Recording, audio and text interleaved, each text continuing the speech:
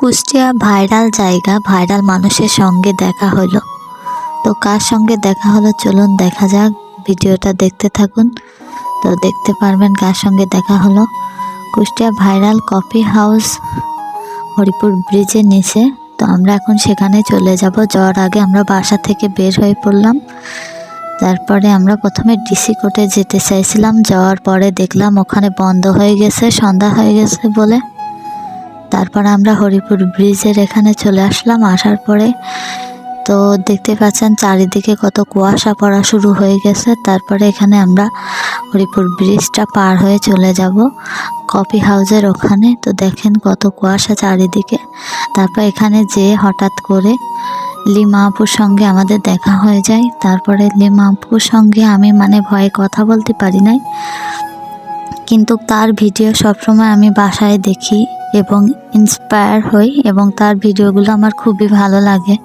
কুষ্টিয়ার ভিতরে লিমা আপুর ভিডিওটাই সবথেকে বেশি ভালো লাগে আমার কাছে।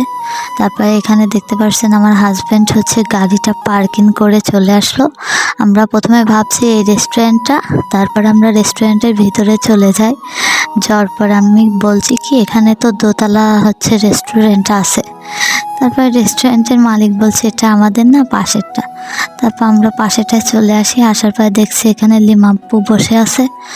আসার পরে আমি ভয়ে আর তার সঙ্গে কথা বলতে পারি নাই। তারপরে আমরা একটু ভিডিও করলাম। এখানে শুধু কফি আছে, চা আছে, ফ্রেঞ্চ ফ্রাই আছে, এখন শুধু এগুলাই আছে। তারপর আমরা এখান থেকে একটু দেখাশোনা করে ছবি উঠে আমরা শীতের ভিতরে 2 কাপ চা এবং পাউরুটি অর্ডার করছিলাম, সেটাই বানাচ্ছিল। এখানে সিরিয়ালে অনেকগুলো বানাচ্ছিল, তারপরে তাদেরকে দিচ্ছিল। তারপরে আমারটা চলে আসলো। আসার পর এখন খাওয়া দাওয়া করবো।